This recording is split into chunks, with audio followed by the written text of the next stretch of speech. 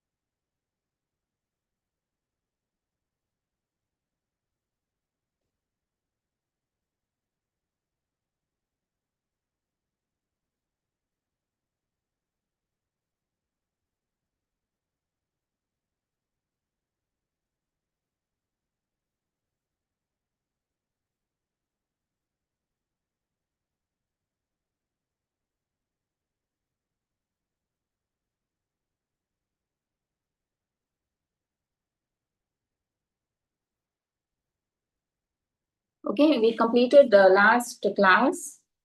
Is everybody able to see my screen and hear my voice? Yes, Mataji. Yeah, Hare Krishna. Thank you, Professor. Thank you. Okay, so last class, before we start the class, let us take the blessings of the beautiful deities of ISKCON Mangaluru, Sri Radha Govinda ji. So, Sri Radha Govinda ji ki jai. Okay, so now,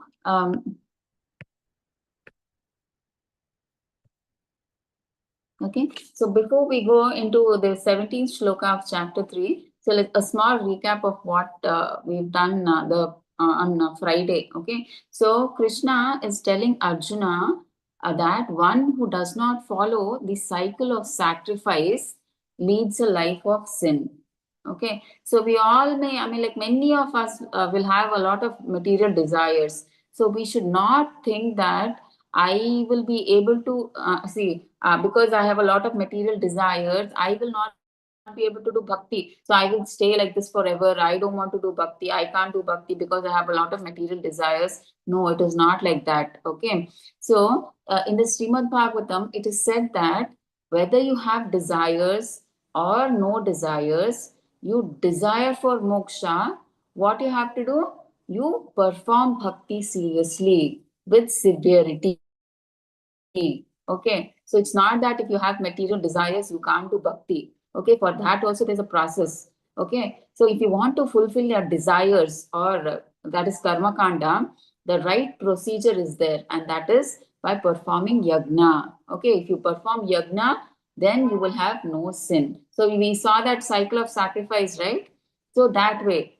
Okay, so what? How do we get purified? By performing whatever duties that we are doing, we do it as a sacrifice. Okay, that is yagna.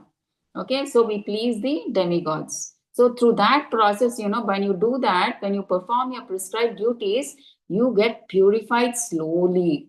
And then finally, when you come in contact with the devotee, you tend to undergo you come in contact with a Krishna conscious devotee, and then you start your practice of bhakti, and then you become a nishkama karma yogi. Okay, so it is not necessary that if you have material desires, that is why Krishna says, see, it's not that you can't perform bhakti, you can perform bhakti. Okay, even though you have material desires, by following the cycle of sacrifice. Okay, and by performing yagna, I told you, right, we get purified. Okay, and our desires become less. So here Krishna is prescribing a method of yagna for those who want to enjoy sense gratification. Okay, so there is a way out for them also.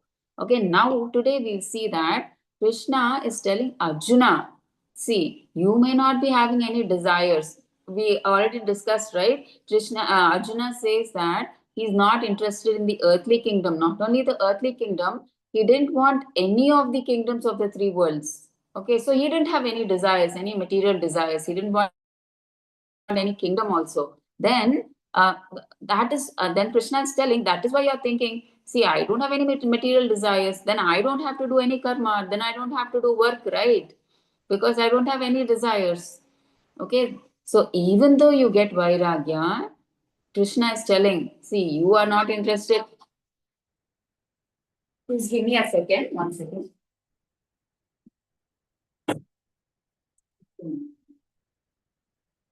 Ni phone hai, WhatsApp se. Please, बैठ के discuss. मैं साथ में.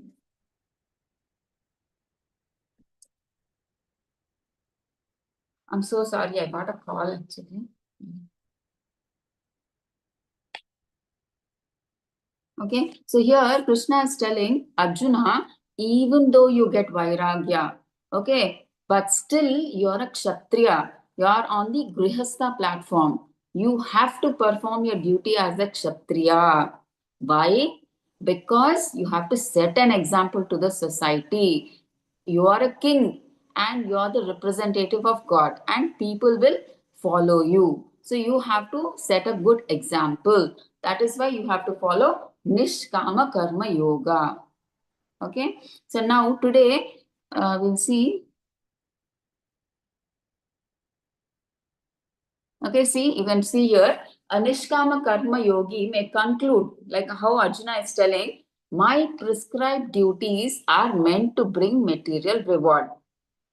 Okay, why do we work? We work so that we get some result, right? So that is what Arjuna is saying. See, my prescribed duties are meant to bring material reward, but I do not have any material desire in this life, nor do I desire Swargaloka. I know I'm not this body. So why should I need to perform my prescribed duties? See, obviously, when you don't have an interest in the result, I mean, like you're not interested in material you are not interested in sense gratification, you don't want swargaloka, no material desires, no material attachments, nothing, then what for should you work for? When you have no interest, then that's what Arjuna is saying. I don't want any of these material sense gratification, anything I don't want, then what should I work for?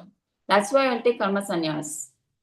But we'll see in the answers, like in the coming forth answers, Krishna tells, even though you are in that stage of Vairagya, still you should not take karma sannyas. So you should become a Nishkama Karma Yogi. Why? Because you have to set an example for everyone. Okay, so that we'll see in the coming shlokas. So, and this is in one way, we've already discussed the 5 answers, right? Like Krishna gives the answers to all the 5 reasons why Arjuna decides not to fight, right? So this is one of the answer again. I mean, like in a different angle. One more answer to fear of destruction of family dynasty. Okay, so that also we'll see in a way. Okay. यस्तु आत्मा रतिरेव स्यात् आत्मतृप्तश्च मानवः आत्मन्येव च सन्तुष्टस्तस्य कार्यं न विद्यते. So translation, but for one who takes pleasure in the self, whose human life is one of self-realization and who is satisfied in the self only, fully satiated, for him there is no beauty. Okay, so here, okay, generally, when will the soul be happy? Okay, so when we serve, only when we serve the Lord. Okay, if you're self-realized, you have no material desires, and then you don't have a need to perform your duty. But Krishna says in the forthcoming shlokas why he should work, even though he is self-realized, he's happy within himself, he is happy serving the Lord, but still he should perform his duties as a Kshatriya. He should do Nishkama Karma Yoga, like do everything for Krishna without any expectation of results. Why? Because he has to set a good example to everyone. So that we'll see in the next shlokas. So here in the purport, Prabhupada says, a self-realized soul, Atmaratir, due to his being Krishna conscious, all impiety within is instantly cleansed, and effect of many, many thousands of yagna performances. So he becomes a self-realized soul, is no longer worried about any material desires. He's on that soul platform, okay? Becomes fully confident of his eternal position in relationship with the Supreme. So he understands that his eternal position, his Swarupa is to serve the Lord. He is a Das of the Lord. He understands that. Okay. So his duty thus becomes self-eliminated, Atma Trupta, by the grace of the Lord. So he knows that his duty is to serve the Lord. By the mercy of the Lord, he comes to know that he is the Das of the Lord. Okay. So Atma Trupta, he is satisfied as an Atma. What is the satisfaction for the Atma? Serving the Lord. Okay. Has no longer any obligations to Vedic injunctions. So he does not no longer has, he doesn't have to do any of the Vedic rituals like all these Pindadana and all, because he's on that spiritual platform. He's become a pure devotee. Okay, so he doesn't have to perform all these Vedic rituals or anything. So he's no longer interested in material and sensual activities. Okay, so Nishkama, these are all the qualities of a Nishkama Karma Yogi. He doesn't have to, he's on the platform of soul. He knows his relationship with the Lord, and he knows his duty is to serve the Lord. He has no other material desires, material attachments, sense gratification, all that. He has nothing. He has nothing to do with all the material things. Okay. Naiva tasya kritenartho na krite neha kasyana na cha asya sarva bhuteshu kasyit artha vyapashrayaham. A self-realized man has no purpose to fulfill in the discharge of his prescribed duties, nor has he any reason not to perform such work, nor has he any need to depend on any other living being, as he is already Krishna consciousness. So, a self-realized man, so he understands, he's on a platform of soul. He understands that he is the soul and not the body. So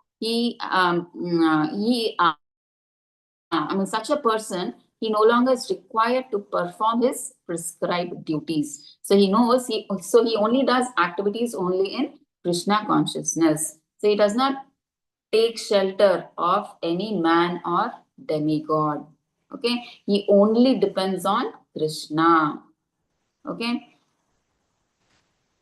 and at the end, again, as usual, Krishna says, even though he is a soul, he understands his relationship with Krishna, that it is his duty to only do perform activities of Krishna, but still Krishna says you cannot take karma sannyas. So you have to become a Nishkama Karma Yogi. Why? To set an example to the common people. Because he is a king, right? And the common people follow the king.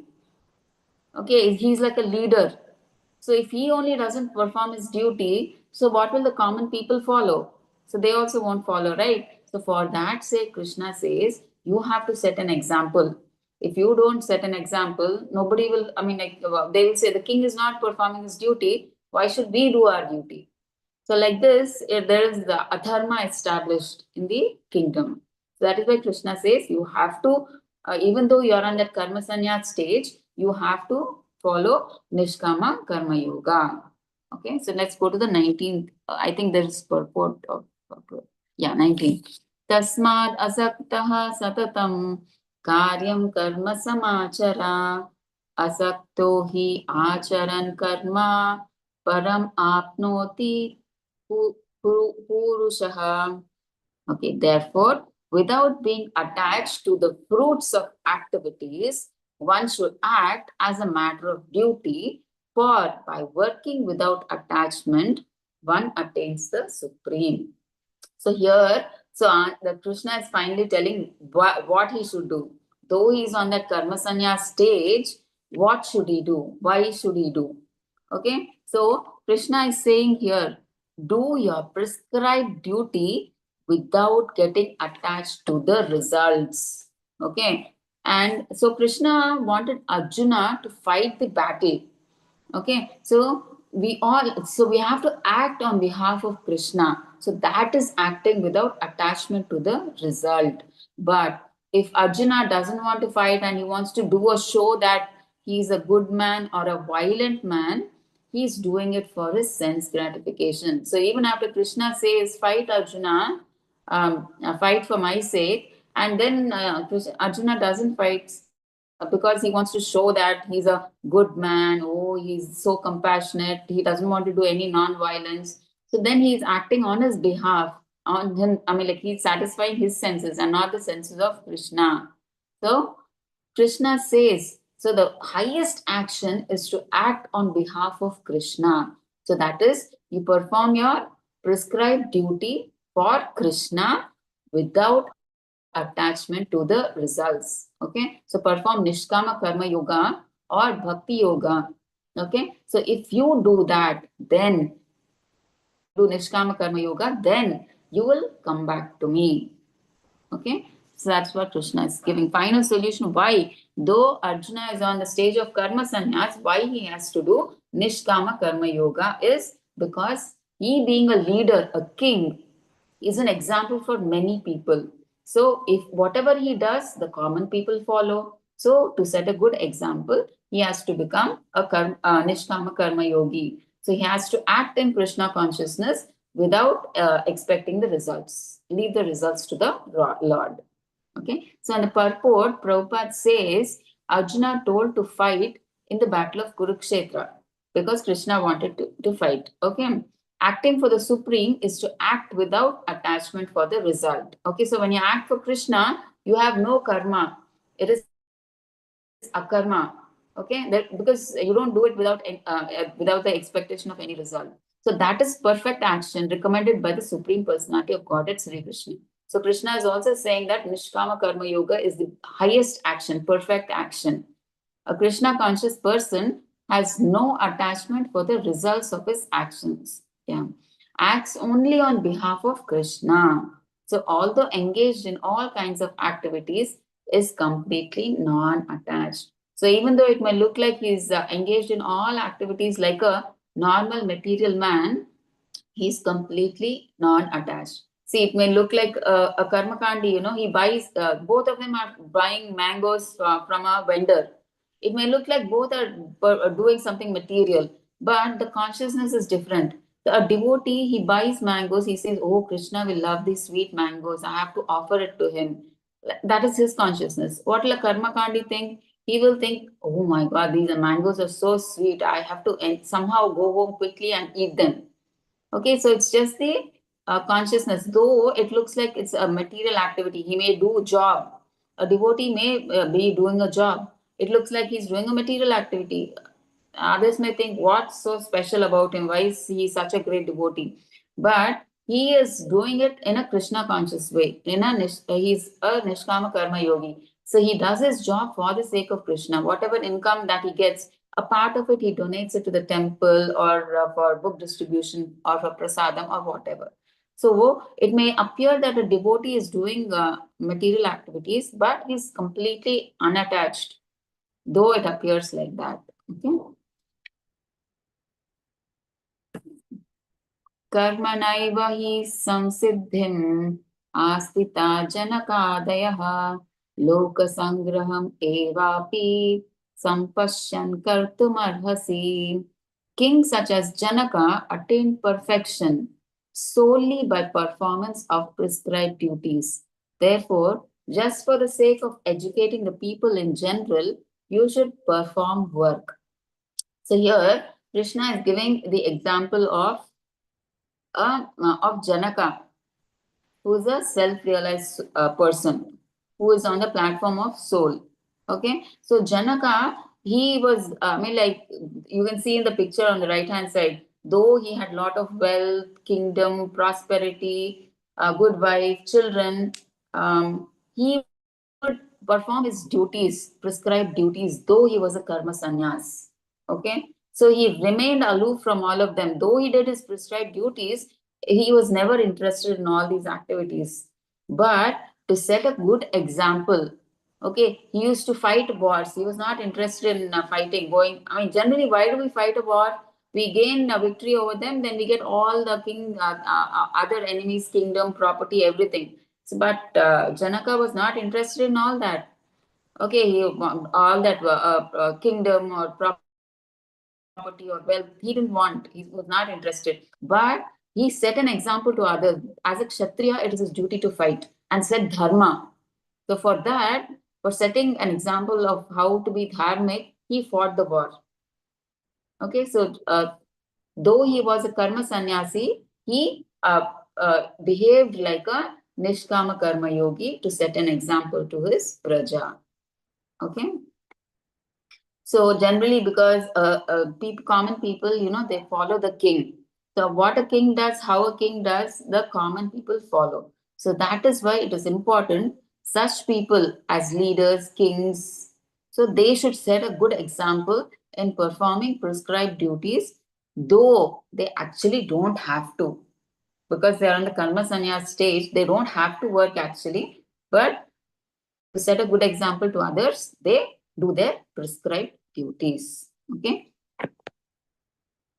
So in the purport, Prabhupada says, kings like Janaka were all self-realized souls, had no obligation to perform the Vedic duties, but they performed all prescribed activities just to set examples for the people in general. The Lord and Arjuna had no need to fight in the battle of Kurukshetra. Okay, they fought. Why did they fight? Even though they didn't have the need, they fought to teach people that violence is inevitable when good arguments fail. Okay, actually, see, when the Lord tried to avoid war, actually, what is this? Yudhishthir sends Krishna for a peace treaty to Duryodhana. But Duryodhana, he didn't agree. He said, I won't even give a pin-size amount of land to them. We want only fight. We want to fight. And because of that, violence was inevitable. Because to establish dharma, because they went, Krishna asked just for 5 villages so that the 5 Pandavas, they could rule. Because being Kshatriyas, they have to rule. They cannot live by begging. Okay, so they just asked for 5 villages, not the whole world, just 5 villages. That also was not being given. So, because of this, to set dharma, they had to fight this war. Okay, so although not interested in worldly affairs, a Krishna conscious person has to work to teach others how to live and act. Okay, so they already we discussed, right? Arjuna was not interested in the material kingdom, but even then he should perform his prescribed duty to set a good example to his people.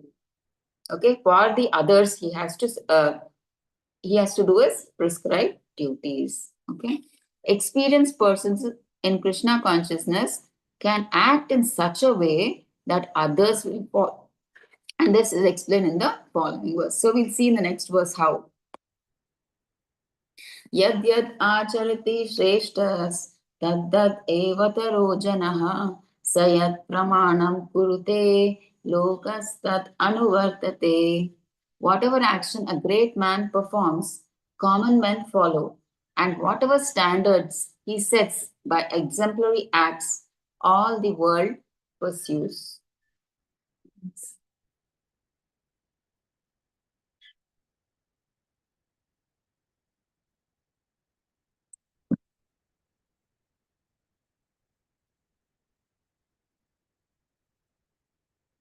Okay, so whatever action a great man performs, common men follow. And whatever standard he sets by his exemplary acts, all the world pursues. Okay, so here Krishna is telling why becoming a good example is important. Okay, so those who are leaders, teachers, politicians, celebrities, and elders in our house, okay, all these people, they influence the society. So we see the cricket stars, movie stars, okay, and the common people, they try to imitate them, okay. So how the hero wears his shirt, how he wears his pant, how his hairstyle is, they try to imitate him.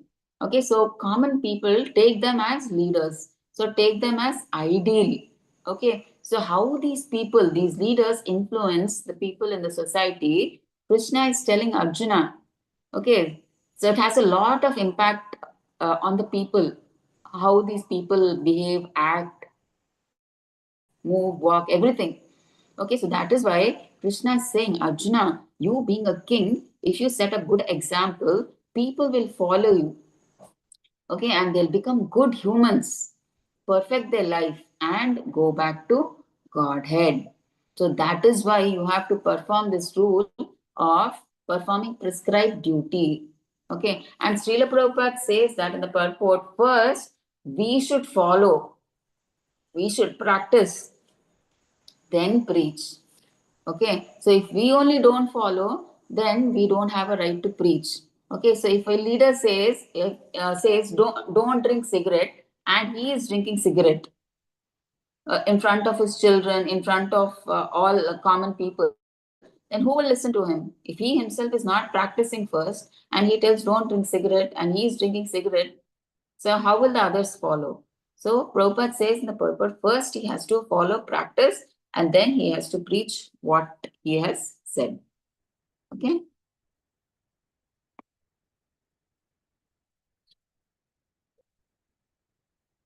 न मे पार्थस्ति कर्तव्यं त्रिषु लोकेषु किञ्चन नानावाप्तम् अवाप्तव्यं वर्त एव च कर्मणि.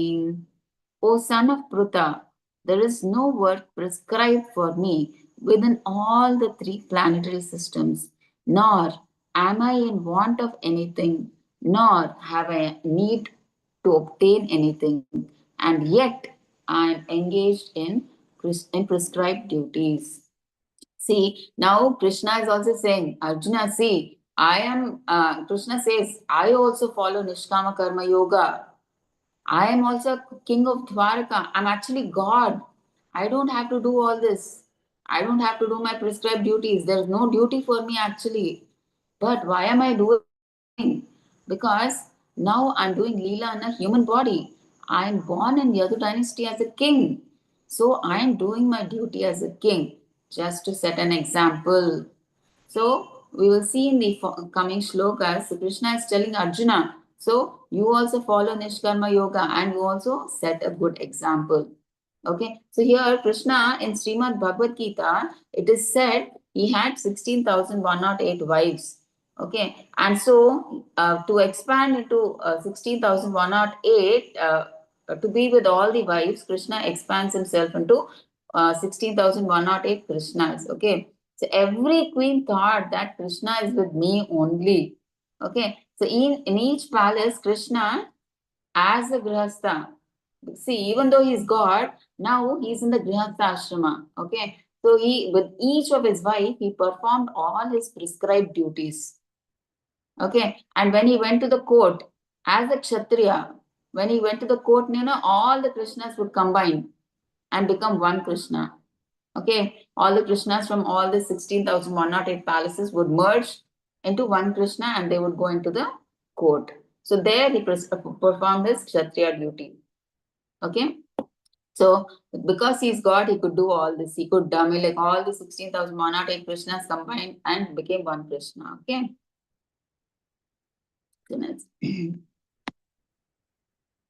So here Krishna is saying, I also, though I'm God, I'm also doing my duty. I'm doing my prescribed duties just to set an example. So if I don't set an example, the people will not follow. I mean, even they will not do their prescribed duty. They'll say the king is not doing. So we will also not do. Okay, so just to set an, though we don't have to do our prescribed duties. Actually, we are not interested. Like we have nothing to do with this material world. But still, to set an example, we have to do our duties. Okay, so here in the purport, Krishna says why he needs to work. I mean, like Arjuna. So Vedic literature describes the opulences of the Supreme Lord as, because we all know Krishna is God. Okay, why? He is the controller of all other controllers, greatest of all diverse planetary leaders, confers particular powers to all living entities. He gives powers to the demigods, right? Each demigod has a particular power. Like he gives Varuna, his Varuna is the god of water. He gives some power. Indra is the god of rain, so he gives him the power to give rain. So like that, sun god, sun, like moon god, moon, all that. Agni, fire, all that. He gives different powers required to all the living entities. Okay. And he is worshipped by all demigods, supreme director of all directors. There's no one greater than him, and he's the supreme cause of all causes. So body, unlike that of an ordinary living entity, okay, because he's on the transcendental platform. He's not on the material platform like us. He doesn't have a subtle body and all that. What do you say? Subtle body, gross body, all that. Okay, so no difference between his body and his soul. Okay, he is absolute with multifarious potencies. All his senses are transcendental. Any one of his senses can perform the action of any other sense. He has no duty that he has to perform, as he has no results of work to receive within the three planetary system. So as Krishna is God, he need not do any work actually. He can do any work through his assistants, right? So he has nothing to actually perform. But still, why does he do? Yet Lord is sorry.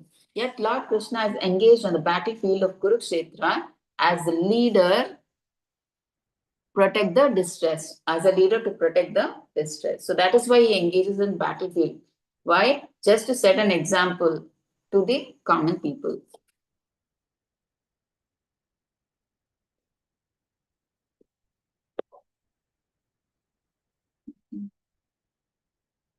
So 23. Yadi hi aham na varteyam jatu karmani atindritaha mama vartmanu vartante manushyaha partha sarvashaha. Translation. For if I ever fail to engage in carefully performing prescribed duties, O Partha, certainly all men would follow my path. So that is what Krishna is saying. So if I, being the king, don't follow my prescribed duty, my praja will also not follow their work. They won't do their prescribed work or duties. Okay, so because of which there may be many problems. What are the problems? So Krishna discusses in the next shloka. Okay, let's see what the problems are. Okay, this is the and the purport. Prabhupada says Lord Krishna performed all the religious duties as required of a householder. Okay, he did all the duties like he woke up in the morning, he did his achaman, whatever, like he has to do rituals as a grihastha, as a kshatriya, he used to perform everything. Like he used to get his children married and everything. He did everything what a common householder should do and what a kshatriya should do. He used to do everything. Common men to follow in his footsteps, he being the greatest authority. Obviously, right? He's a leader, he's a greatest authority. So everybody will look to him, like whatever he does, even they want to do the same thing. So for them, he performed the prescribed duties, thereby ensured progress in spiritual life of common man. So that is how, by being an example, he is enhancing the spiritual life of a common man. He is guiding them. See, I'm doing my prescribed duties. You also do your prescribed duties. That way, you'll get purified and you'll come to Krishna consciousness. The Lord followed the rules, regulations prescribed for conditioned souls, although he had no need to, as he descended to establish the principles of religion. So actually, God does not have to follow the rules and regulations for conditioned souls. It's like this, if a jail has come to a prison, he does not have to follow the rules and regulations of the prison given to the prisoners. He's a jailer. He's just come like or a president, he does not have to follow the rules and regulations of the prison. He has just come to visit. He has just come to see everybody, how everybody is there over there. So the rules and regulations are not applicable to them. It is only to the people who are in the jail that the rules and regulations are applicable. Similarly, Lord also, when he comes to this material world, the rules and regulations of this material world don't apply to him. Okay, he just comes to establish dharma. Okay. So 3.24.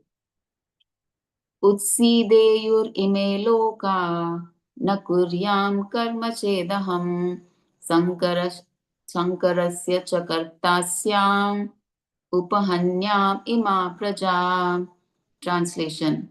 If I did not perform prescribed duties, all these worlds would be put to ruination. I would be the cause of creating unwanted population, and I would therefore thereby destroy the peace of all living beings. Okay, so here Krishna is saying, I would be the reason. See, if I didn't perform my duties, my praja would not perform, and because of which, if they don't do their prescribed duties, dharma will not be established properly. It will everywhere adharma will be there. Everybody will do what they want to because nobody will follow the shastras. What is they won't follow the prescribed duties, and because of following adharma, unwanted progeny will happen. That is Varna Sankara. And what will happen because of unwanted population? This is the reason for destruction of family tradition. In a way, Krishna is saying. Okay, so Varna Sankara will happen. If Varna Sankara children are born, they don't know, they don't understand, they don't do any spiritual practices. They do whatever comes to their mind. They're so ignorant, they don't know what is good, what is bad, because they don't follow the prescribed duties. They don't read the scriptures, they don't know anything about the Shastras. So everything, the whole world will be in a chaos. Okay, but what is Arjuna actually thinking? Krishna is telling Arjuna, you are thinking that if I fight, then Varna Shankara will happen. What was Arjuna telling previously? We saw, right? If I fight, then Varna Shankara will happen because the head of the family member will die, because of which the women will become polluted, and then so on. We know all that polluted, and then we'll have Varna Shankara children. But Krishna is telling, no, it's not that. It, because common people, I mean, because you're a king, you're not doing your duty, you're also stopping their duty. Okay, because if you don't do your duty, now they will not do their duty. Okay, they will live however they want, and adharma will flourish. Okay, if you don't fight. Okay, fighting is Arjuna's duty, right? So he has to fight. He has to do his prescribed duty. But if he does not fight, then all the common people will say, "Oh, Arjuna is not doing his duty. Why should we do?" And nobody will do their duties. They'll do whatever they want, and then there's no. I mean, like there is no dharmic path established. Everybody will become adharmic, and because of which women get polluted, and they'll have Varna Shankara, and the whole society will be destroyed because there are no spiritual values. And you will be the reason for that. Okay, so that is what Krishna is saying. That is why you have to fight. Even though you're on that, you don't have to work actually, you're on that karma sanya stage, you still have to work just to set an example to the common people. Okay, and in the let's see what is there. Yeah. So Krishna is saying Varna Sankara, because of me, Varna Sankara is a social disturbance. I would have created Varna Sankara if I don't create a good example, do my duty.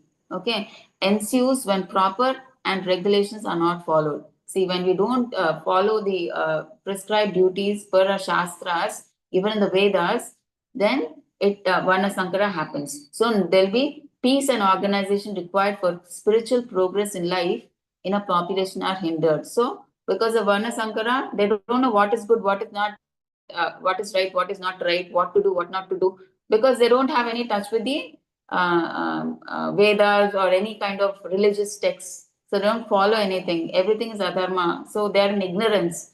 So obviously, when there is adharma, there is no peace. Okay, there is no discipline, nothing. When Lord Krishna descends, he sets all things in order and restores the prestige of the population. So why does Krishna come into this material world? He comes to set dharma. Okay, then everything is in place. That's why when Krishna sets himself as an example, he does, even though he does not have to do prescribed duties, he does it for the sake of others, so that others follow the leader, right? The king or whatever. The Lord, being the father of all living entities, comes to guide them as his responsibility. Okay.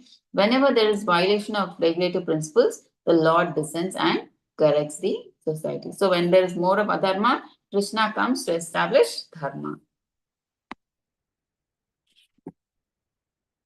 Okay. And also in the purport, Prabhupada says that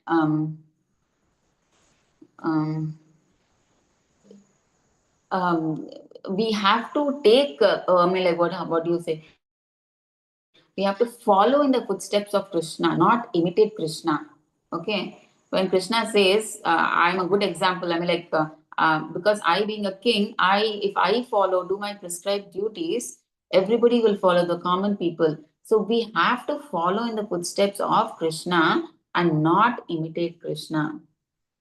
Okay. So, I mean, like, let's see in the previous one.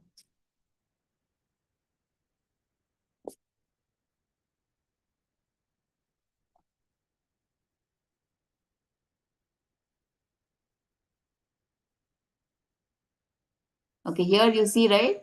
The Govardhana, he if we try to imitate Krishna, he lifted the Govardhana hill on his left small finger. Can any of us do that? No, right? No, we can't do that. So we should not imitate Krishna. Okay, but some people, they try to imitate Krishna, which is not possible. So we should not imitate Krishna. We should try to follow in the footsteps of Krishna. That is what is being said in the purport by Prabhupada. Okay.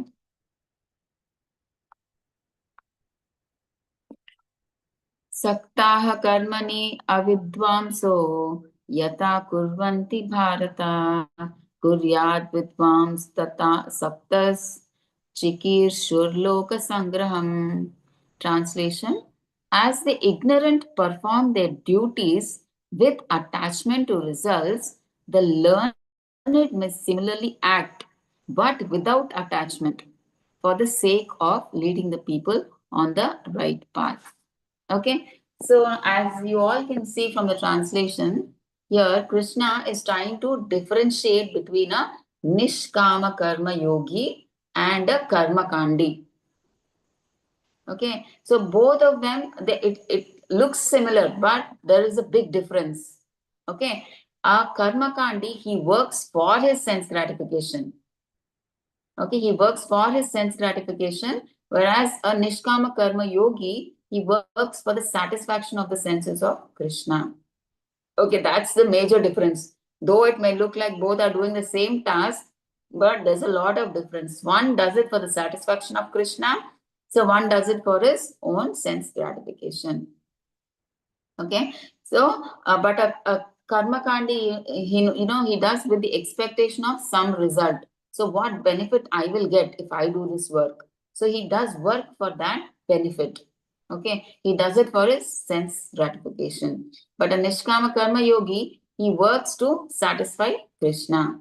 Okay, so here we can see that Arjuna is fighting, Krishna is also, Duryodhana is also fighting. Both are fighting, but you see that consciousness is different. Okay, Duryodhana is fighting for with some expectation. He wants the kingdom. He wants to be the king. He wants the throne. Okay, he wants the earthly kingdom. So with some result, he's fighting. He's a karma kandi. How about Arjuna? He's fighting to establish dharma because Krishna has told him to fight. For the satisfaction of Krishna, he's fighting. So there's a lot of difference. It may look the same thing. See, even Arjuna is also fighting. It looks like Arjuna is fighting, Duryodhana is fighting. But the only thing is the consciousness is different. Okay, one is Arjuna is fighting for the satisfaction of Krishna, and Duryodhana is fighting for his own sense gratification. Okay. In the purport, Prabhupada says, a Krishna conscious person is always engaged in activities that satisfy Krishna.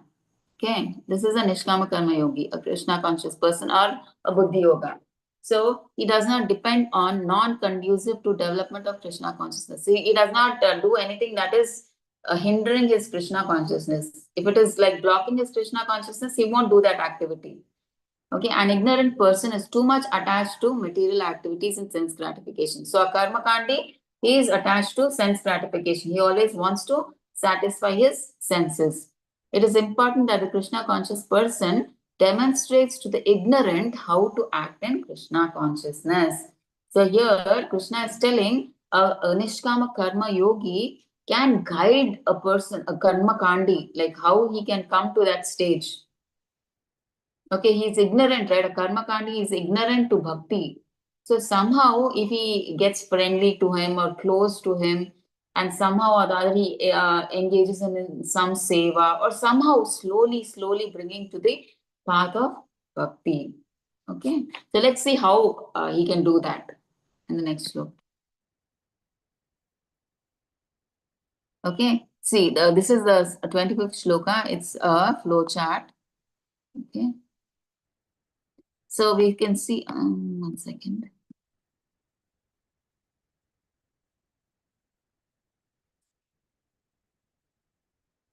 Okay, so how learned and ignorant people have.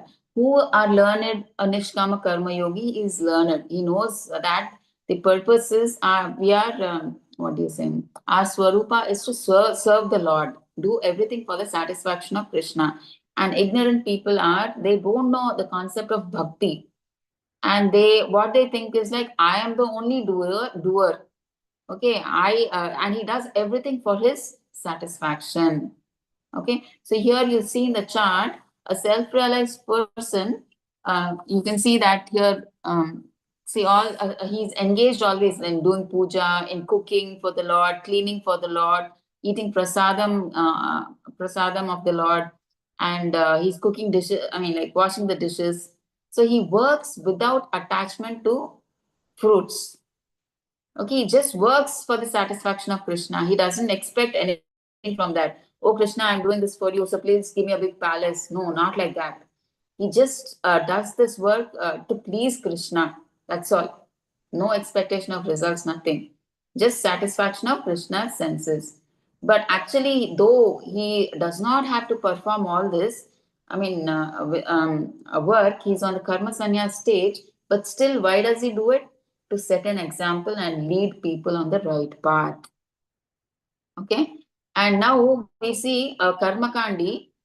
We see the difference in desires in the red box. Satisfaction of one's own senses. You can see, right? He is more interested in his own comforts. He wants car, TV, money, enjoyment, gambling, everything, illicit sex, and all that. All the four regulative principles that we do, he breaks all those. Okay, so he does everything for his own satisfaction, for his sense gratification. So he works with attachments to fruits. He expects, he works, does hard work. I mean, he does his business with expectation that he has to get some profit. Otherwise, he will not get that motivation to work. Okay, so he with some result he wants, that is why he works. Okay,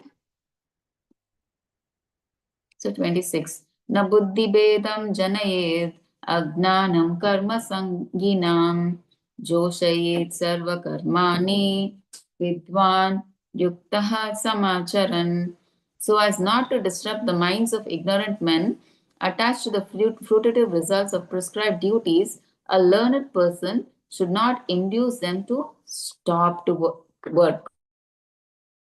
Rather, by working in a spirit of devotion, he should engage them in all sorts of activities for the gradual development of Krishna consciousness. Okay, so now Krishna is telling how a Nishkama Karma Yogi should engage a Karma Kandi. Because a Karma Kandi, he's ignorant, okay? They don't know anything about Bhakti. For them, only it is like, if I do this work, I get this benefit. They're more into sense gratification and result oriented. Okay, so I will just work if I get something out of it. Otherwise, I will not do. Okay, so they have these material desires. They want name, fame, money. So they work for satisfying their senses.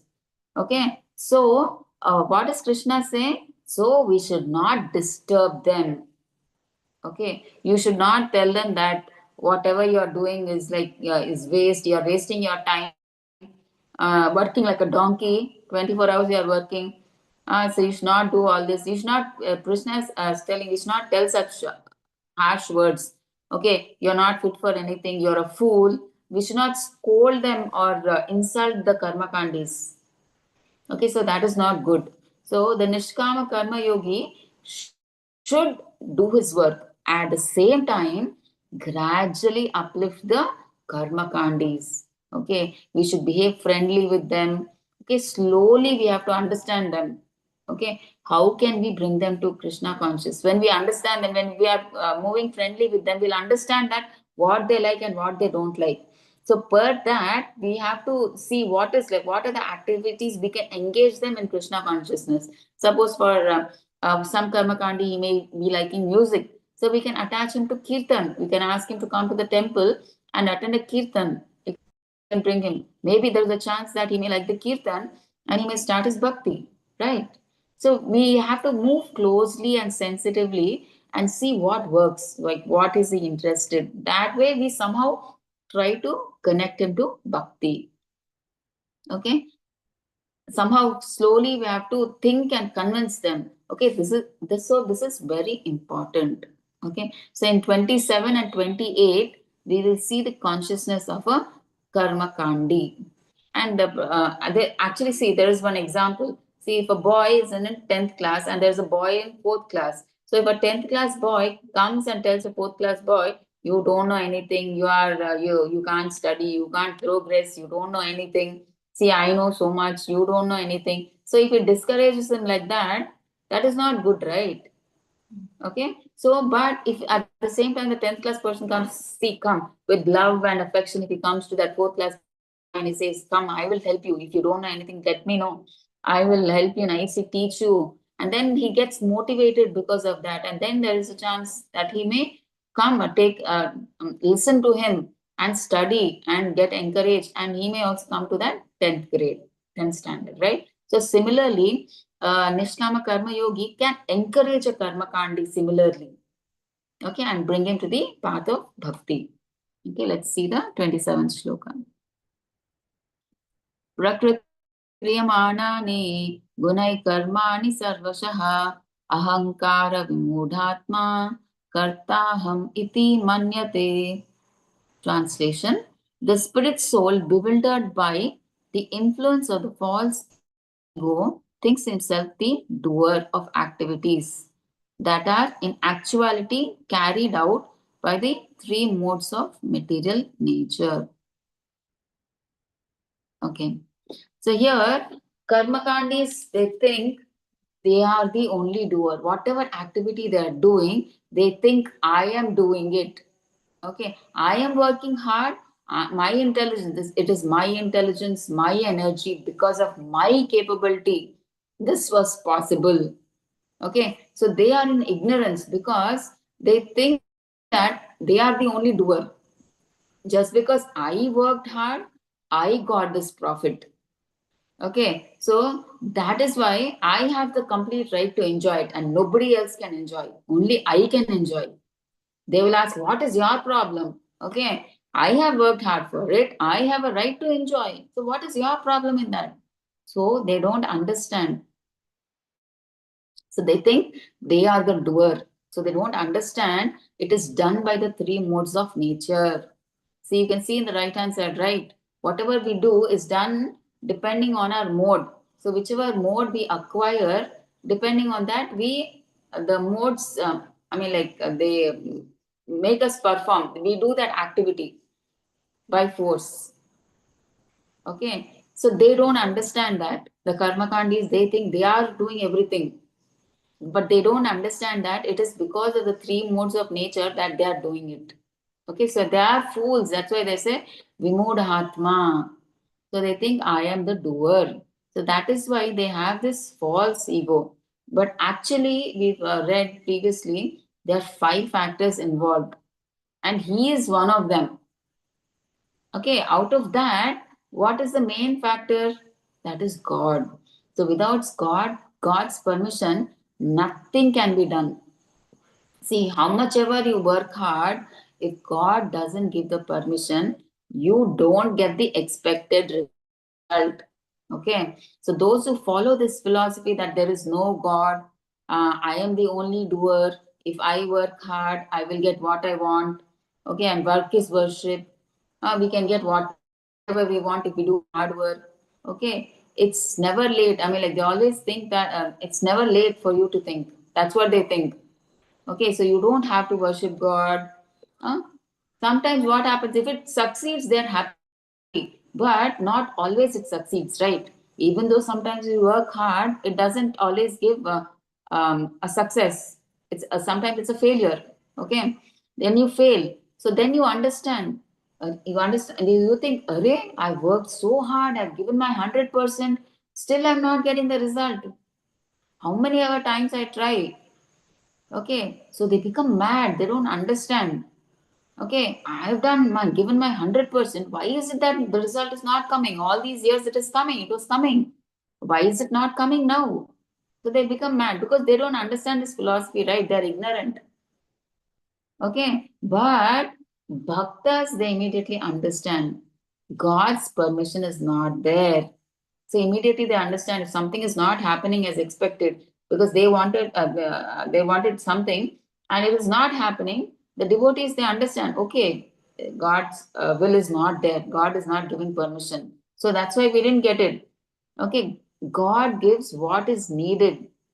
He's our well-wisher. He's our supreme father.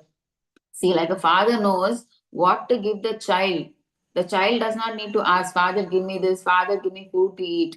Nothing like that. Even before asking, all his needs are satisfied by the Father. The Father gives everything, provides everything. Similarly, God, He gives everything to His children, what is needed. Okay, so devotees understand that. Okay, they think that I tried, I didn't get it. Okay, that's okay. Okay, so God's permission is not there. So they understand God has a different plan for us. If not this, there's a different plan God has for us. So they wait for that or they take some other path. Okay, some other way to do. Or sometimes they consult senior Vaishnavas. See, this and this happened to me. So what should I do now? They ask for advice, and the senior Vaishnavas, they give some kind of advice. Okay, so do this or do that. Okay, but those who don't believe in God,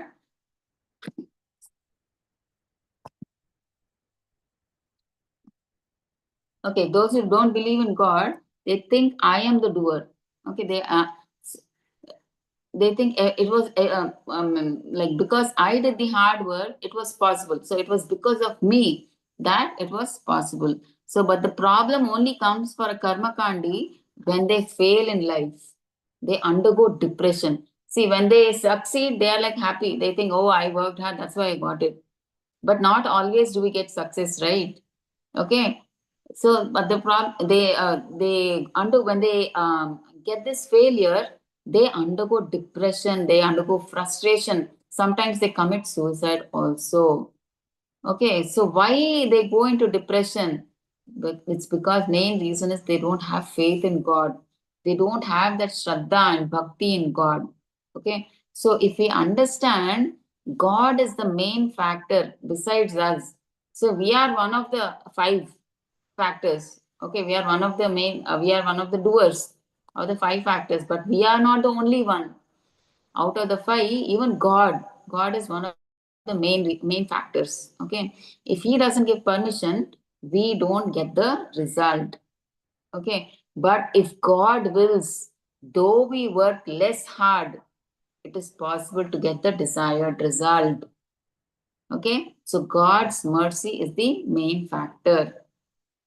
Okay, so the karma kandis, that is why they don't understand this. So they think I am the only doer. That is why they face problems sometimes. So they don't get answers their whole time. So they become mad. Like, see, I've given my 100%. They don't understand this concept that God's permission is required because they don't believe in God, right? Okay, they think they believe only that because you work hard, they believe only in themselves. They think I work hard. If I work hard, what is the need of God? I work hard, I will get the result. That is what they think. They don't understand this concept. So that's why they go mad and they get frustrated. Why I've given my 100%? Why not? Why I didn't get profit? Why there is no gain? Why the expected result didn't come? Okay, they're frustrated. Yeah. See, in the purport of 27, Prabhupada says, a material conscious person under the influence of false ego thinks he's the doer of everything. Okay, is ignorant. His gross and subtle bodies are created by material nature under the supervision of the Supreme Lord. Okay, so actually, because of the Lord, Lord impregnates us, right, into the womb of material nature. Okay, so he's ignorant that he gets his gross and subtle bodies because of material nature. Okay, Prakriti. So he doesn't know all that under the supervision of the Supreme Lord. So what does he do? He takes all credit for his doings, symptoms of his nuisance, ignorant. So he's ignorant. He thinks that everything I am doing. He takes all the credit for himself. I worked hard. I got the profit. That's it. I get gain. Does not think his bodily and mental activities should be engaged in the service of Krishna. So they don't, first of all, they don't believe in Krishna, bhakti and all that. So where is the question of him doing the activities for Krishna? So he does not engage and does not do any activities for Krishna. So due to why? Due to long abuse of his senses and sense gratification, he's bewildered by the false ego. Okay, because he's totally into sense gratification. All his senses always thinking, he's thinking about himself. How I can enjoy, how I can do this, how I can get profit, how I can get gain, how my family members will develop. He is always thinking about his body and bodily attachments. So much his senses are absorbed in that. Where is the time for Krishna? He's always thinking about himself, his attachment, his relatives, his family, like that, his society, his country. Where is the time for Krishna? So he forgets his eternal relationship with Krishna. Okay, 28. तत्त्ववित्तु महाबाहो गुणकर्म विभागयोः गुणागुणेषु वर्तन्ता इति मत्वा न सज्जते. Translation: one who is in knowledge of the absolute truth, O mighty armed, does not engage himself in the senses and sense gratification, knowing well the differences between work in devotion and work for fruitive results. So now, earlier we saw the qualities of a karmakandi, like he thinks he is the only doer. Now, Krishna is talking about nishkama karma yogi. Okay, so a nishkama karma yogi, he has knowledge about God. He knows he is the part and parcel of the Lord. Okay, and that his position is not in the material world. Okay, so what he does, he knows that he is not fit to stay in this material world. But still, so what he does, he dovetails all his activities in devotional service to the Lord.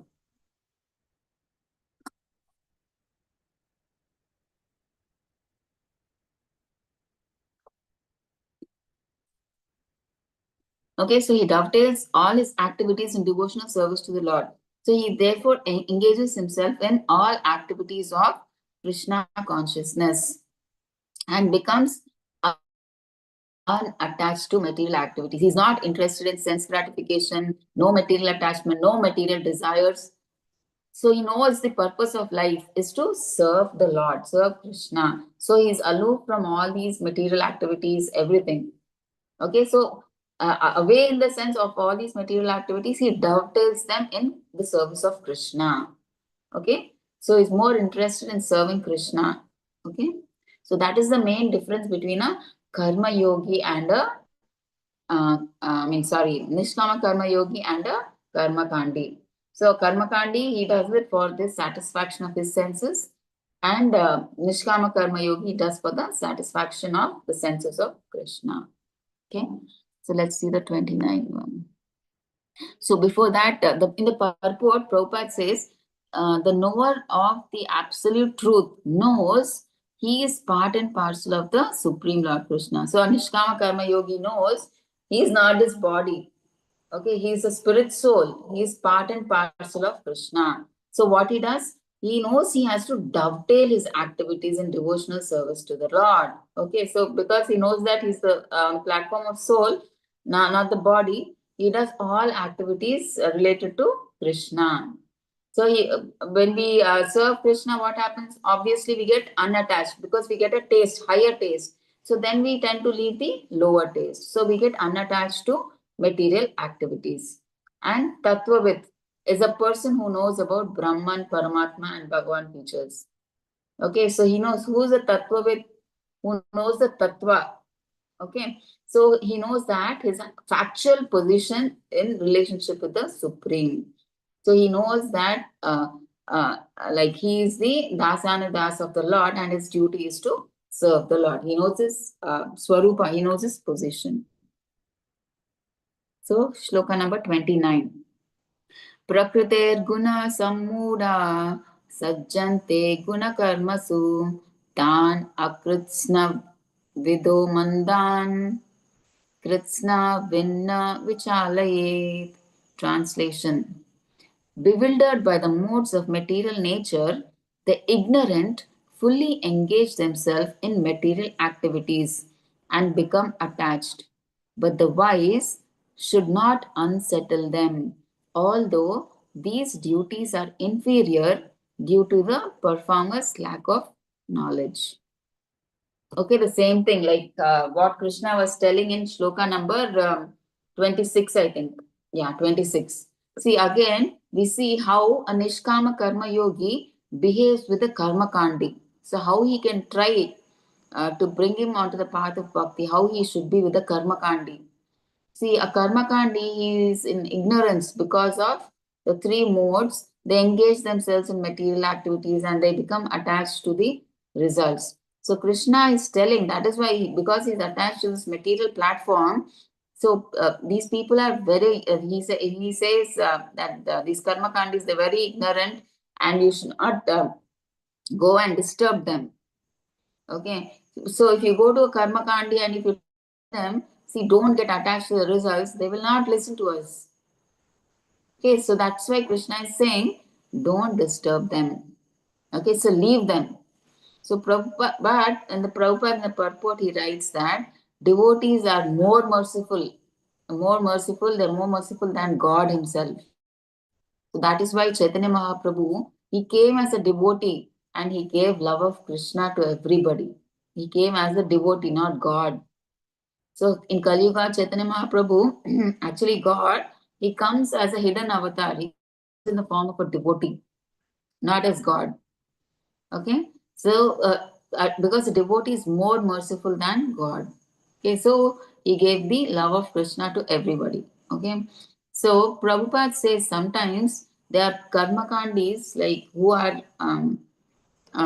like who have nice sukruti, they have punya. So they might not know because they are in ignorance, they may get attached to the results. So they may be enjoying life by sense gratification and they don't know what is the goal of life. But still we can try. There is a chance that some people may come to the path of bhakti. Okay, some people they don't listen. That's okay. We can leave them as Krishna says, but we can give a try. There may be some people because they have good punya, there is a chance that they can come to bhakti. Okay, so if they don't listen, that's okay. As Krishna says, we should not disturb them, we should leave them alone. But we can always try. Okay, and so with our intelligence, slowly and indirectly through some seva, I mean, like we can befriend them, and we know we can know that what they like, what they don't like, and then depending on that, we can slowly engage them in such activity which interests them, and then we can, I mean, like further push them in the path of bhakti. Okay.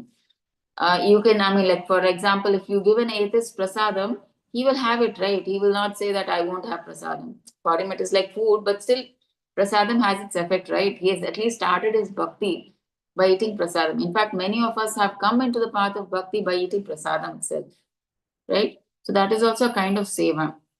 So by eating prasadam, they can progress in bhakti. So, and if we, maybe some people, they like darshan. So if you can take to the temple to have darshan of the beautiful deities, so they may like it. So sometimes some people may like bhajan. So whatever interests them pertaining to that, we can slowly guide them to that path, that to the thing that interests them, and slowly engage them in seva. Okay. Okay, so we have to use our intelligence and we have to be very sensitive. Okay, so we don't scold them, or we don't insult them, and we don't go against them. I mean, like, if we do all that, we'll be taking them more farther away from Krishna. Okay, so our main intention is like we have to bring them closer to Krishna somehow. Okay, so therefore our behavior should be in such a way that they, I mean, like what, that we can bring them closer to Krishna, not make them farther from Krishna. Okay, so this is the shloka. And 30 onwards, we'll again take it in the next class. Okay. So please let me know if you have any doubts.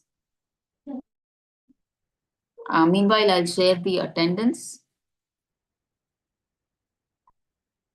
Sound of simple.